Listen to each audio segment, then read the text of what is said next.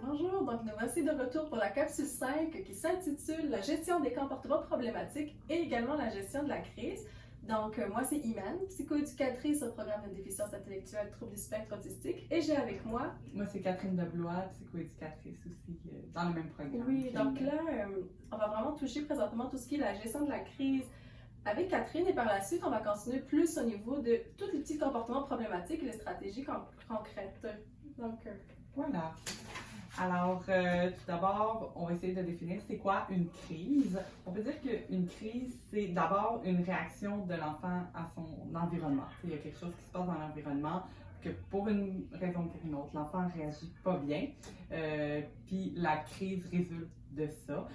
Évidemment, là, ce comportement-là, il est associé à des émotions plus négatives. Alors, on va pas se dire que l'enfant est en colère, est-ce qu'il est anxieux, il a peur. Ça va vraiment être plus des émotions négatives qui vont être associées à la crise. Quand on parle de crise aussi, on parle souvent de fonction de comportement. C'est notre terme un peu d'intervention pour dire la raison des comportements. Parce que tous les êtres humains agissent d'une certaine...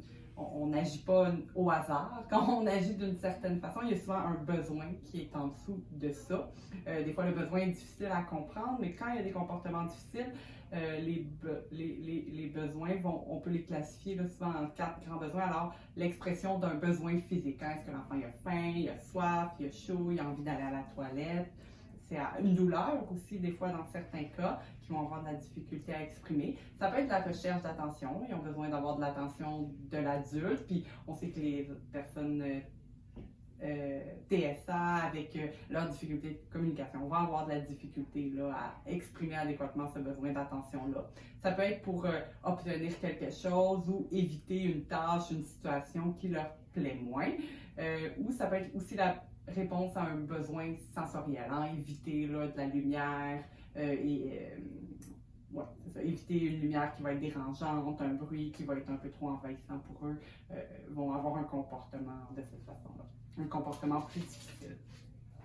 Alors, quand on pense à une crise, on se dit quel comportement on peut voir avec la crise, quand il y a une crise. Je suis sûre que vous en avez plein qui vous viennent en tête, des coups de pied, de se frapper la tête, de se sauver, de lancer des objets, de frapper un autre enfant, de frapper un adulte. Tout ça, ça se présente un peu pêle-mêle, puis ça peut faire peur. Cependant, on voit, vous allez voir un petit peu dans la diapositive, souvent, la crise, ça se présente le plus souvent sous la forme d'une escalade. Hein? Fait qu'on peut voir là que au début, il y a des comportements, puis à mesure que le temps avance, ben, les comportements vont s'intensifier. Souvent, on va commencer par observer des comportements un peu plus d'agitation. Il y a une frustration, il y a quelque chose, l'enfant va avoir un sentiment d'insécurité, on va observer là, une tension musculaire, des fois on va observer, là, comme Laurie parlait dans la première capsule, un petit peu de flapping, certains comportements d'autostimulation là, qui vont... on va voir que l'enfant va augmenter son activité motrice ou verbale, parce que notamment beaucoup, il va bouger un petit peu plus. On va parler d'agitation à ce moment-là. C'est les premiers signes un peu de l'escalade, là, que ça s'en va vers quelque chose de plus difficile. Après ça, dans un deuxième temps, souvent on va observer des comportements d'opposition. Fait que là, il va avoir vraiment plus une attitude hostile, hein? Un refus d'écouter les consignes, de l'argumentation, non je veux pas, puis là, plus on insiste, plus il y a de l'argumentation. Il peut aussi avoir là, de la résidence passive, hein, de rester dans son coin, de refuser, d'ignorer ce qui est demandé ou attendu dans ce moment-là. Puis la troisième étape, mais là, on serait un peu plus dans l'agression. Alors, c'est là qu'on parle s'il y a des coups, la fugue. Là, quand on parle d'agression, c'est vraiment les comportements plus de l'ordre de la perte de contrôle, des comportements verbaux, physiques là, qui vont mettre un peu en danger la sécurité de soi-même ou d'autrui. Puis, dans le fond, ce qui est important aussi à savoir, c'est qu'il y a personne qui reste en crise indéfiniment. Hein. Une crise, on sait que ça peut être long, ça peut nous paraître long aussi, mais il y a personne qui reste en crise sans arrêt. Il y a toujours une récupération qui revient à un moment ou à un autre. Hein, des fois, on va rester fragile, l'enfant peut rester fragile pendant quelques heures, effectivement, mais il y a toujours un moment où la tension rebaisse, où l'enfant revient, dans le fond, à un état de fonctionnement là, plus normal pour lui. Voilà. Soutenir, ça c'est un petit peu pour la théorie, là, la séquence de la crise, puis je vous encourage à vous en souvenir si vous en rencontrez, parce que Imen va vous présenter un peu les stratégies, mais selon l'étape à laquelle que l'enfant peut traverser, ça peut être intéressant là, d'adapter les stratégies d'intervention. Pour soutenir un enfant à travers une crise, en fait, faire face à des comportements agressifs ou même juste d'opposition, d'agitation, ça peut venir nous chercher. Ça peut susciter toutes sortes d'émotions chez un accompagnateur. Comme Imen le dit aussi, eux, ils expriment un besoin, hein? C'est difficile pour eux, fait que c'est important de ne pas le prendre personnel. C'est important d'essayer de rester neutre et calme. Si on sent que nous-mêmes, là, on est en train de perdre un peu le contrôle de nos émotions, c'est important aussi de prendre du recul puis d'aller chercher de l'aide. Vous travaillez en équipe, les camps de jour, ça se fait en équipe. C'est pour ça qu'ils sont là aussi, vos collègues, vos chefs d'équipe, les coordonnateurs de camp. C'est important d'aller demander de l'aide puis de demander à quelqu'un de prendre la relève si nous, on se sent plus bien. C'est pour vraiment la sécurité de l'enfant puis de soi-même, puis de vraiment prendre soin de soi comme personne aussi, parce que justement, ça peut être éprouvant, puis c'est pas facile, il faut prendre soin de soi et de ses émotions. Voilà pour la petite partie intervention, théorie. Là, vous allez voir dans le document, j'ai un petit graphique sur la planification de l'intervention, parce que la crise, c'est une petite partie du fonctionnement de l'enfant dans son ensemble. À travers les 5 capsules, on vous a parlé du TSA, des aspects plus spécifiques de la communication, des transitions. Tout ça, ça se présente, on peut mettre toutes ces informations-là ensemble pour dire que, dans le fond, on veut planifier, vous voulez planifier les journées de ces enfants-là pour que ça se passe bien. Pour planifier, il faut tenir compte d'un côté des caractéristiques de l'autisme et de l'autre aussi du profil de l'enfant, ses spécificités à lui. Puis tout ça, le but de ce travail-là, c'est vraiment d'adapter l'environnement, les activités pour que pour l'enfant, ça soit significatif, cohérent à travers le temps. On veut... Puis ça ramène un petit peu à la structure, bon chemin, mais la structure, l'idée de structurer le temps, l'espace, les activités proposées pour, d'un côté, essayer d'aller en prévention un petit peu plus des crises. Parce que oui, intervenir pendant la crise, mais aussi essayer d'agir un petit peu comme avant pour les prévenir. Voilà. Donc, maintenant qu'on a planifié un petit peu l'intervention, on va aller vraiment un petit peu plus dans le vif du sujet qui est des stratégies concrètes. Donc, c'est vraiment des situations que vous allez peut-être vivre au camp de jour. On essaie de vous donner le plus de situations possible, en espérant que vous n'allez pas toutes les vivre, mais juste dans l'objectif que vous puissiez dès maintenant trouver déjà des petites stratégies pour votre jeune. Alors, quand vous vous rappelez, on avait parlé des fonctions des comportements. Nous, on met l'emphase sur 4 fonctions parce que c'est souvent ça qui va ressortir. Et dans le fond, c'était pour vous aider un petit peu à analyser rapidement la situation pour pouvoir aller donner les bonnes stratégies. Alors, la première fonction du comportement qu'on avait parlé, c'était l'évitement. Donc, comme ça ne veut pas dire grand-chose, donc je vais vraiment vous donner des exemples concrets pour que vous compreniez c'est quand que ça arrive, cet évitement-là. Alors, c'est le temps de la transition. On se rappelle, les transitions, on n'aime vraiment pas ça. Mais là, en plus, c'est le temps d'aller pour le rassemblement. Alors là, les enfants vont tous se réunir et c'est le temps de chanter les chansons. Et notre jeune, qu'est-ce qui se passe? C'est qu'il se met à crier et il se met à pleurer. Donc là, nous, l'antécédent, donc ce qui vient avant, c'est que c'était le moment où est-ce qu'on passe la transition pour aller en rassemblement. Ensuite, le comportement, c'est qu'il se met à crier et il se met à pleurer. Et là, nous, la conséquence qu'on va mettre à ça, donc il se met à crier, il se met à pleurer, donc là, on se dit, ok, ça marche pas, on va pas faire le rassemblement. Donc ça, c'est ce qu'on a décidé comme intervention. Donc ça, ce serait la conséquence. Donc en fait, nous, ce qu'on a ici, c'est ce qu'on appelle l'évitement. Alors, ça voudrait dire que l'enfant est en train d'éviter le rassemblement. Et moi, j'ai vraiment envie de mettre l'accent sur le pourquoi. Donc, c'est ça qui va faire vraiment la différence dans notre intervention. On sait qu'il veut éviter. Après, on pourrait évaluer si c'était efficace notre intervention, mais on sait qu'il est en train d'éviter. Et là, ce qu'on veut faire, c'est de trouver des stratégies par rapport à le pourquoi. Donc, pourquoi est-ce qu'il peut éviter? Donc, ça se peut que c'est parce qu'il y a trop de bruit. Donc là, la conséquence qu'on pourrait mettre, ça serait plutôt d'aller mettre des coquilles pour qu'il puisse s'intégrer au sein du groupe. Ça se peut que c'est parce qu'il ne comprend pas trop l'idée d'un rassemblement. Donc là, il y a peut-être l'idée d'aller mettre peut-être un scénario social pour qu'il puisse le lire et comprendre que voilà, c'est le moment de plaisir et on est là en train de chanter. Donc ça permet de comprendre qu'est-ce qui est attendu. On peut même prendre des petits détails sur qu'est-ce qui est attendu de lui. Donc il puisse s'asseoir, participer. Donc c'est vraiment de lui donner des petits exemples pour savoir, OK, qu'est-ce que je dois faire dans ces moments-là et pour qu'il vive ça de façon avec le plus de réussite possible. L'autre possibilité, c'est possiblement parce qu'il y a trop de monde et lui, il se sent envahi. C'est peut-être une possibilité. Donc si c'est ça, on pourrait y aller graduellement et que le groupe est là et que lui, il est un petit peu plus loin. Il entend le bruit. Donc, on essaie de voir c'est où qu'il peut tolérer. Et tout doucement, plus qu'il s'habitue, plus qu'on peut l'amener graduellement. Mais tout ça, ça nous permet de savoir le pourquoi. Donc, on sait qu'il est en train d'éviter. Il veut éviter quelque chose. Pourquoi il évite? Avec ça, on va pouvoir savoir qu'est-ce qu'on met en place. Une autre chose aussi possible, c'est de mettre en place l'horaire visuel. Donc, il va savoir exactement c'est où que ça arrive. Donc, ça, c'est vraiment une possibilité. Et une autre chose, c'est que, par exemple, ça se peut que c'est son moment où il arrive au camp et la première chose qu'il voit, c'est le rassemblement.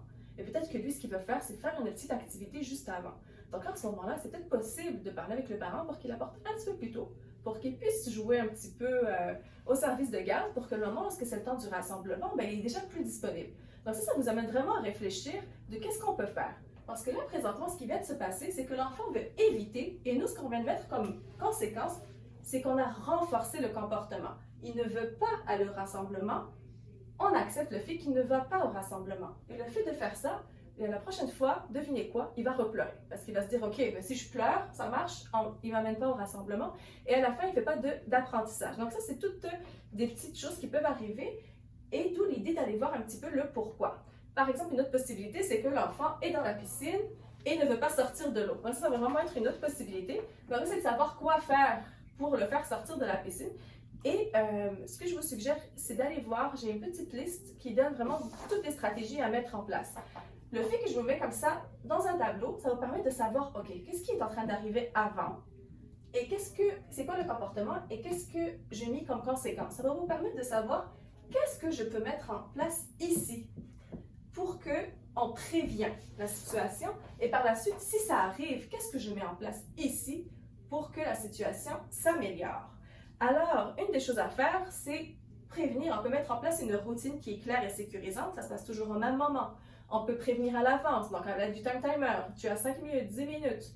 On peut aussi nommer les conséquences associées. Si tu ne sors pas, voilà ce qui va arriver comme conséquence. Donc lui va savoir que s'il ne sort pas de l'eau, ben voilà ce qui va arriver, c'est que l'activité innée qui vient juste après, de toutes les façons, il va le perdre. C'est une conséquence naturelle, tu l'as perdu, tu as décidé de prendre trop ton temps. Les autres sont déjà passés à une autre activité que tu aimes beaucoup et c'est terminé. Donc ça, c'est d'autres possibilités. On peut aussi, on avait parlé de diminuer la source de stress. Donc ça, c'est vraiment pour nos rassemblements. J'avais nommé peut-être qu'il avait mal. Ça, c'est de l'évitement sensoriel. Des douleurs, ça fait mal, j'ai envie d'éviter parce que c'est trop pour moi. Donc là, on va essayer de l'accommoder. Donc ça, c'est tout ce qu'on peut faire pour prévenir. Ensuite, pour intervenir, donc là, je vous suggère vraiment que quand vous donnez une consigne à l'enfant, après avoir adapté, s'assurer que la consigne fait du sens, on essaye de maintenir la consigne le plus possible. Même si la situation devient plus difficile, parce que l'enfant apprend que lorsque la consigne est donnée, il faut la suivre comme tous les autres enfants. On essaye de faire des adaptations, mais c'est vraiment important parce que sinon, on va renforcer l'évitement. Et c'est pas ça qu'on veut. Donc, on va le responsabiliser avec une conséquence logique. Une autre chose qu'on peut faire pour la piscine, c'est qu'il y a l'activité qu'il aime juste après. Donc, ça, c'est vraiment intéressant. Ça permet à ce que lui se responsabilise tout seul. Donc, l'autre activité arrive, donc ça va le motiver. Et si jamais il n'a pas voulu suivre, ben, il vient de perdre une activité qu'il aime. C'est une conséquence logique. Et en même temps, ça permet justement d'éviter qu'il retombe encore dans l'évitement. Donc, c'est correct si vous arrivez à trouver des situations qui sont difficiles, mais par la suite, juste trouver des stratégies comme ça, même à ce qu'il vive à un moment donné un échec, mais finalement, par la suite, il va apprendre. Donc, pour moi, c'est vraiment de vous aider à aller comme réfléchir un petit peu de qu'est-ce qui arrive et qu'est-ce que je peux mettre en place. Donc, ça, c'est pour tout ce qui est l'évitement. Alors, comme je vous avais nommé pour l'évitement, on évite surtout les retraits et on évite surtout tout ce qu'on appelle les time-out. La raison à ça, c'est qu'ici, par exemple, il ne veut pas y aller au rassemblement. Et là, on se dit, il commence à crier, à frapper. Donc là, on le met en time-out. Mais ce qu'on vient de faire, c'est qu'on vient de renforcer le comportement. Alors là, il va se dire, ben, OK, tu viens de me retirer, c'est ça que je voulais de toute façon. Par exemple, c'était temps de ranger, il ne veut pas ranger. Ah oui, tu ne veux pas ranger, alors tu vas aller t'asseoir un petit peu pour réfléchir à ton comportement. Croyez-moi qu'il va vouloir aller s'asseoir pour réfléchir à son comportement parce qu'il ne va pas ramasser comme ça. Donc, c'est vraiment l'idée de l'amener à faire ce qui est demandé de faire. Par la suite, si on voit que l'enfant n'arrive pas à se calmer, donc là, on peut y prendre un moment pour reprendre donc un endroit calme où est-ce qu'il peut aller se retrouver, mais il faut surtout que la consigne soit suivie avant de passer à l'autre étape. Donc ça, c'est pour tout ce qui est l'évitement. Donc là, l'autre fonction, ça va être ce qu'on appelle l'attention. Donc là, pour l'attention, je vais vous donner un exemple qui pourrait arriver. Il faut vraiment comprendre que cet exemple-là, ça serait si jamais l'enfant cherche de l'attention. Donc là, ça voudrait dire qu'on est en train présentement de jouer avec les autres enfants et on a tellement de plaisir avec les autres qu'on a peut-être laissé un petit peu de côté notre petit coco. Et lui, ce qu'il fait, c'est qu'il commence à s'éloigner. Il commence à s'éloigner du groupe. Donc là, on arrive à voir qu'il recherche l'attention parce qu'il vous regarde dans les yeux. Il est en train d'attendre une réaction de votre part. Donc là, vous, ce que vous allez faire comme conséquence, vous allez vous mettre à courir après lui pour aller le chercher. Donc là, ce qui se passe, c'est que l'enfant a reçu ce qu'il voulait. Il a eu son attention. Donc, devinez ce qui va arriver la prochaine fois. Il va refaire la même chose. Alors là, l'enfant, c'est de vous donner un petit peu des stratégies pour savoir quoi faire. Pour que, justement, on puisse se trouver à ne pas... Vous voyez la crise qu'on avait dit? Des fois, on peut se retrouver à être vraiment dans le pic. Donc là, on pourrait se retrouver avec des comportements encore plus graves. Donc nous, on va tout de suite aller prévenir dès le début pour pas que ça arrive. Alors pour de l'attention, on va essayer de mettre des choses en place avant. Qu'est-ce qu'on va mettre en place avant? C'est de s'assurer de passer du temps de qualité avec l'enfant. Donc ça veut dire que si jamais on n'a pas le temps de passer du temps avec lui, c'est possible qu'il va aller chercher de l'attention d'une autre façon. Donc on va essayer de prévenir en s'assurant qu'on donne ce temps-là. Sûrement vous le donnez. Mais si jamais, on peut toujours se poser la question. Par la suite, on va essayer de donner de l'attention lorsqu'il agit de la bonne façon. Ça veut dire que lorsqu'il adopte un bon comportement, par exemple, vous êtes là en train de jouer avec les autres enfants et lui adopte un bon comportement, il est en train de jouer avec ses choses, on se rappelle, on peut aller le voir. Bravo, tu joues bien! Donc là, lui, il aime ça parce qu'il voit, OK, j'ai de l'attention quand j'agis bien. Donc ça, c'est déjà une chose. Par la suite, une autre chose aussi qu'on peut faire, c'est des choses qui peuvent arriver aussi, c'est que les enfants peuvent s'ennuyer et l'ennui apporte des problèmes de comportement. Donc, en ce moment-là, moi, je vous suggère de faire un bac d'activités. Donc, par exemple, c'est le temps du service de garde. Et là, il peut s'ennuyer. Donc, il peut adopter des comportements pour aller chercher de l'attention, lancer des jouets. Donc là, on va lui montrer le bac à la place pour que justement, il puisse jouer. Là, par exemple, ça arrive. Donc là, on reprend notre exemple de petit coco qui commence à s'enfuir. Donc là, ce qu'on va faire, c'est tout le contraire. On va essayer de ne pas donner d'attention. En même temps, on va assurer sa sécurité. Ça veut dire, ce que je vous suggère de faire, c'est que vous le voyez, il y va tout doucement. Alors nous aussi, on va aller tout doucement, on ne regarde pas dans les yeux, on marche par terre, en même temps on a accès à l'enfant, on y va tout doucement et on le prend sans parler. On ne lui donne pas d'attention parce que son comportement était inadéquat et on le ramène dans le groupe sans donner d'attention. Donc là, il va faire, OK, je sais chercher l'attention, mais ça n'a pas tant marché. Mais dès qu'il s'assoit ou qu'il fait une activité adéquate, on lui donne toute l'attention possible. Donc là, il comprend, OK, ce que j'ai fait, ça n'a pas fonctionné. Mais quand je suis dans le groupe, ça fonctionne. Donc là, ça marche. Donc, je vais essayer de faire ça. Donc, ce qui est important, c'est de comprendre, c'est qu'au niveau des comportements, ce qui va essayer de s'enfuir, quand c'est relève d'attention, on va essayer d'en éviter. Parfois, ce n'est pas relié à ça. Donc, si ce n'est pas relié à ça, on va essayer de trouver d'autres stratégies. On va le voir dans les autres. L'autre possibilité, donc là, vous vous rappelez des petits cocos que pour chercher de l'attention, on va peut-être essayer de vous frapper. Des fois, avec la crise, ce qui se passe, c'est que pourquoi la crise arrive au pic, c'est parce que souvent, on va faire une escalade. Alors là, il va commencer à donner des coups de poing. Il dit, il ne faut pas donner des coups de poing. Donc là, il va essayer d'en donner encore plus parce qu'il dit, OK, c'est bon, ça fonctionne. Je donne des coups et l'intervenante, l'accompagnatrice est en train de me dire que ça ne marche pas. Et donc, ça marche parce que j'ai vraiment toute l'attention centrée sur moi. Donc, étonnamment, ce qu'il faudrait faire, c'est essayer de ne pas réagir dans ces moments-là quand c'est pour de la recherche d'attention. Mais en même temps, on pourrait aller avec un geste de réparation. Alors, il vous a frappé, il a frappé un autre enfant. Comme n'importe quel autre enfant, on va essayer de trouver un autre geste de réparation. Peut-être aller prendre de la glace. Donc, si on a d'attention, on pourrait aller chercher l'enfant, lui prendre la glace dans sa main et l'amener à nous mettre de la glace. Donc, ça, il fait un geste de réparation, mais en même temps, on s'assure de ne pas donner d'attention parce que son comportement était inadéquat. Donc, tout ce qui est relié à la recherche d'attention, si l'enfant est vraiment en crise, je vous suggère vraiment d'avoir un coin désigné où est-ce qu'il peut aller se retrouver. On a besoin de ce coin où est-ce qu'il est seul avec ses jeux. des objets sensoriels où est-ce qu'il peut aller pour se retrouver. Donc ça, c'est une autre possibilité qu'on peut faire lorsque l'enfant n'arrive pas à le calmer. De toute façon, à ce moment-là, je vous conseille que ce n'est pas le moment de parler, au contraire, on ne fait que aggraver. Donc l'idée, c'est vraiment d'aller trouver un endroit où est-ce qu'il peut aller se calmer. Et quand il se calme, on reprend l'activité par la suite. Et le dernier point qui est très important, c'est d'apprendre à utiliser d'autres moyens pour demander de l'attention. Donc, par exemple, si c'était le temps, comme je vous avais dit, qu'il lançait les jeux partout parce qu'il s'ennuie, donc à la place de lancer les jeux partout, on va essayer de lui proposer d'aller dire un mot. Donc, de lui dire, par exemple, je veux un autre jeu. Donc, s'il dit ça, là, c'est correct. Donc là, on va renforcer le bon comportement. Donc, on lui donne le modèle, je veux un autre jeu, on lui donne un autre jeu, puis ça, il comprend que c'est dans ce moment-là qu'on va répondre à son besoin. Mais s'il crie, c'est pas le moment d'aller chercher un jeu pour le lui donner, parce qu'on lui montre que c'est pas la bonne façon de le faire. Alors, les choses surtout à éviter, dans les comportements, quand c'est de l'attention, on va essayer de ne pas donner d'attention à ces comportements-là. Ça ne veut pas dire qu'on n'intervient pas.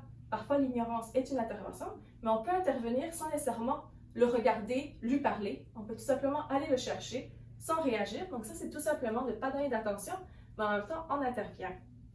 Donc, l'autre fonction qui est très importante, c'est ce qu'on appelle la recherche d'attention. Alors, je vais vous donner un exemple de recherche d'attention que vous pouvez vivre au quotidien. Vous pouvez même faire ça avec toutes sortes d'enfants qui font à peu près la même chose. Alors, l'antécédent, souvent, ce qui arrive avant, c'est qu'il ne se passe pas grand-chose, tout va bien.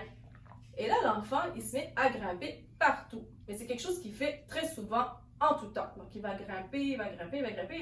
Et nous, ce qu'on essaye de faire, c'est de lui dire « Non, non, ne le fais pas, non, tu le fais pas. » Et bien, devinez quoi? Vous pouvez faire ça sans arrêt. Lui dire « Non, ne le fais pas. » Il va continuer à le faire. Pourquoi? Parce que c'est de la recherche sensorielle. Il aime les sensations qu'il vit. Il aime monter partout.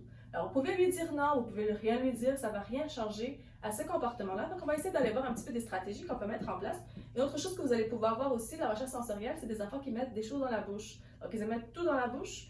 Pensez à un petit qui met vraiment tout dans la bouche, un bébé qui met tout dans la bouche et vous lui dites non. Est-ce que ça va changer son comportement? Il n'y a rien qui va changer. Il va tout mettre dans sa bouche. Il est en recherche sensorielle. De toute façon, c'est comme ça qu'il apprend. C'est pareil pour celui qui va grimper partout. C'est quelque chose qu'il aime, mais en même temps, il va faire des apprentissages. Il va aller plus haut et encore plus haut. Donc, on voit que c'est un besoin. Donc, il faudra y répondre à ce besoin-là. Le comportement est intéressant en soi. Oui. Grimper, c'est le fun parce que grimper, c'est le fun. C'est ça, tout simplement. Donc, si je réponds à mon propre besoin, donc, vous pouvez dire ce que vous voulez. Je suis fixée là-dessus parce que j'en ai besoin. Donc, arrivé là, ce qu'on peut faire de 1, c'est d'évaluer le risque et le besoin. Donc, vous donnez un exemple, les enfants, quand on leur dit non, pour glisser du toboggan, il faut toujours glisser, vous ne pouvez pas monter par le toboggan. On peut toujours se poser la question, pour quelle raison est-ce qu'on donne cette consigne-là? Est-ce que c'est parce que pour nous, on a aussi cette rigidité que c'est la seule façon d'utiliser un toboggan? Ou c'est parce que c'est dangereux, parce que quand c'est un toboggan tournant, lui ne peut pas voir l'autre enfant qui vient. Peut-être que c'est à cause de ça. Donc, vous devez toujours évaluer le risque relié à ça. Donc, ça vous amène un petit peu aussi à vous questionner sur est-ce que c'est dangereux ou c'est pas dangereux?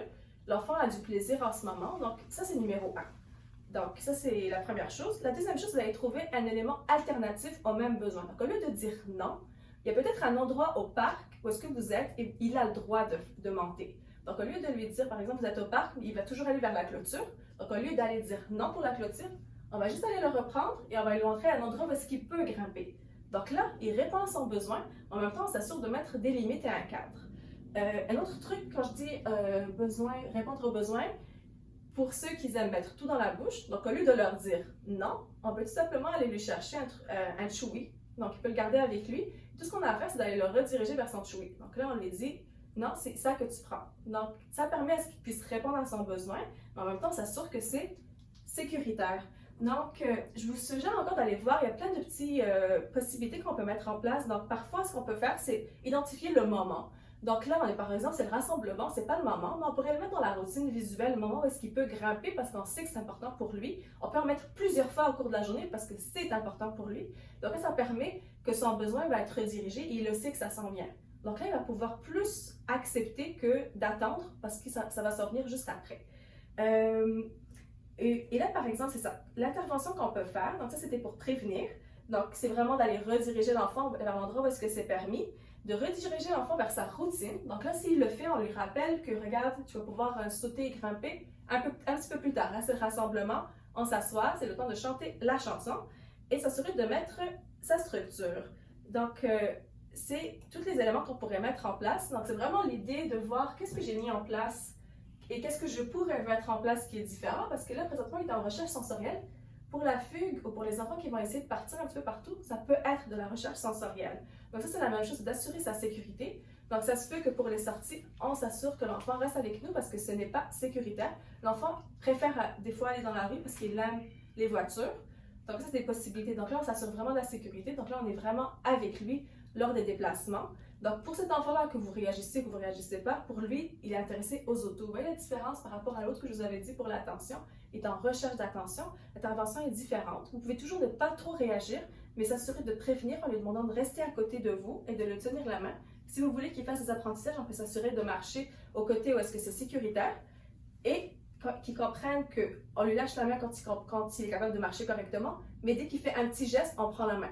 Donc là, il comprend que si tu marches bien avec moi, je peux te laisser à côté de moi. Si tu n'es pas capable, je te prends la main. C'est une conséquence logique et ça va permettre de comprendre que, OK, donc ce qu'on me demande de faire, c'est rester à côté. Si c'est comme ça, j'arrive à ce qu'on me laisse et que je puisse marcher de façon plus autonome. Donc, on est en train de faire des apprentissages en ce moment-là, tout en assurant la sécurité. Et le dernier point, et non le moindre, donc ça, c'est tout ce qu'on appelle le besoin qui est physique. C'est un élément qu'on oublie souvent, mais qui est super important. L'enfant a faim, l'enfant a soif, il fait chaud, j'ai marché trop longtemps et je me retrouve par terre à ne plus vouloir bouger. Donc là, on peut lui dire « Non, on se lève !» Il ne va pas vouloir se lever parce que présentement, il est juste fatigué. Donc, c'est important d'aller le tenir compte pour savoir un petit peu qu'est-ce qu'on peut faire. Donc là, par exemple, on va prendre une marche en plein soleil, il fait chaud et là, l'enfant résiste, il se met par terre, il ne veut plus avancer. Et là, nous, ce qu'on va faire, c'est gérer la crise et lui demander de se lever. Donc là, ce qui est important de voir, c'est qu'il faut voir l'enfant à quel point il est capable de se déplacer pour pouvoir évaluer qu'est-ce qu'on peut faire. Alors, de 1, c'est de s'assurer qu'il est le moins chaud possible. Est-ce qu'on peut faire des pauses pour prévenir la situation de la crise? On peut renforcer le bon comportement. Donc, il sait que juste en marchant, il y aura la piscine. Donc, juste le rappeler à sa routine, lâche pas, on va arriver, ça va être le temps de la piscine, il va être encouragé à y aller. Même au retour de la piscine, de le rappeler qu'est-ce qui s'en vient au parc, ça va pouvoir lui donner envie d'y aller. Et dans le fond, c'est d'aller répondre à ce besoin-là. Donc, dans le fond, juste pour conclure, donc tout ce qui est les besoins physiques, donc je m'assure vraiment de mettre un horaire fixe, par exemple le temps de repas. S'assurer aussi de donner des alternatives de communication. Donc, au lieu qu'il se met par terre, il peut tout simplement dire « j'ai soif, j'ai faim ». On peut lui présenter des pictogrammes pour lui expliquer, pour lui donner justement des choix pour qu'il puisse le communiquer. Des fois, ça peut être des inconforts physiques. Donc, si jamais on voit que l'enfant, de façon inattendue, à chaque fois, il se met par terre et il pleure, on ne sait pas pourquoi, souvent, il n'arrive pas à le communiquer. Juste le fait, vous pouvez les noter, ça nous permet de savoir c'est quand que ça peut arriver. Donc, qu'est-ce qui est arrivé avant? Donc, si on voit qu'il n'est rien arrivé avant et que c'est soudain, peut-être qu'il y a quelque chose au niveau physique. Donc, c'est intéressant d'aller parler avec le parent et voir la possibilité d'aller voir un médecin par rapport à ça. Donc, ça, c'est tout ce qui est physique. Alors là, pour conclure, en fait, on a parlé des 4 fonctions qui étaient très importantes. On va essayer de vous donner des petites stratégies par rapport à chaque fonction. L'élément important, c'est vraiment tout ce qu'on dit, le travail d'équipe. Donc, n'oubliez pas, mais surtout pas que vous n'êtes pas tout seul avec l'enfant. Donc, vous êtes une équipe. Ça veut dire qu'on peut toujours prendre le relais de l'intervention. Vous êtes fatigué, n'ayez pas peur de demander de l'aide. C'est parfois très difficile. Vous êtes en équipe de 2, le moniteur et vous, donc vous pouvez déjà juste vous entraider. Si jamais on trouve ça trop difficile, on peut aller voir la grande équipe et voir un petit peu qu'est-ce qu'on peut faire dans ces moments précis. Donc, toujours vous dire que ce travail-là, vous n'êtes pas seul là-dedans et c'est un travail d'équipe. C'est intéressant aussi de refaire un retour et de reprendre un petit peu ce plan-là pour savoir un petit peu qu'est-ce qui s'est passé pour que le comportement ne revienne pas ou qu'on essaie de l'atténuer ou qu'il fasse un nouveau apprentissage. Donc, c'est intéressant d'aller faire un retour d'équipe, pas dans l'objectif d'évaluer, savoir si votre intervention était bonne ou de vous juger, mais c'est vraiment dans l'idée de continuer à pouvoir aider cet enfant-là et peut-être même innover. C'est toujours intéressant, on travaille en équipe, on trouve vraiment plein d'idées. Un autre élément très important, ce n'est pas parce que votre intervention a amené à une crise que ça veut dire que votre intervention était inadéquate. Ça se peut que l'enfant, on revient dans une situation, vous arrivez à la piscine est fermée, on est dans quelque chose d'inattendu, vous ne pouvez pas faire autrement. Donc, en ce moment-là, des situations peuvent arriver. Le plus important, c'est qu'on revient sur la situation pour trouver peut-être d'autres stratégies pour pouvoir prévenir. Donc, si jamais il y a une annulation, qu'est-ce qu'on peut faire avec l'enfant pour que, justement, il puisse continuer à vivre du plaisir? Donc, peut-être le mettre dans son horaire, lui rappeler qu'il y a une autre activité aimée. lui mettre un X pour expliquer que là aujourd'hui c'était terminé, qu'il n'y a pas de piscine, mais c'est juste pour vous expliquer que c'est pas parce que l'intervention, c'est pas parce qu'il y a eu une situation difficile que ça veut dire que vous avez mal intervenu, et parfois même le fait que vous avez demandé à l'enfant d'aller se calmer, parce qu'il devait aller se calmer, et la crise va durer 2 heures, ça ne veut pas dire que vous avez laissé, parce que l'enfant a besoin de se calmer pendant 2 heures, que ça veut dire que votre intervention était inadéquate. Votre objectif, c'était qu'il puisse se calmer tout seul, parce qu'il doit reprendre après la capacité à aller intégrer le groupe, parce qu'on ne veut pas maintenir le comportement d'évitement. Donc, ça ne veut pas dire que la situation a été difficile à ce moment-là, que ça veut dire que c'est inadéquat. Ça se peut qu'il a fait justement un apprentissage parce que vous avez pu maintenir votre intervention. Donc là, ça a été difficile, mais la prochaine fois, il ne la refera plus parce qu'il comprend que là, ça n'a pas fonctionné. On m'a mis à côté pour me calmer. Et là, même si ça a été difficile, j'ai pu faire un apprentissage. La prochaine fois, ça va aller mieux. Donc, j'espère qu'avec cette stratégie-là, ça va vous aider pour passer un bel été. Généralement, je sais que le plus de temps que vous allez avoir, c'est du plaisir. Donc, je vous souhaite vraiment beaucoup de plaisir. Mais si jamais il y a des situations difficiles, au moins, on espère que vous avez pu être assez outillés pour ça. Alors, merci beaucoup de nous avoir écoutés et passez un beau camp d'été. Oui, bon été!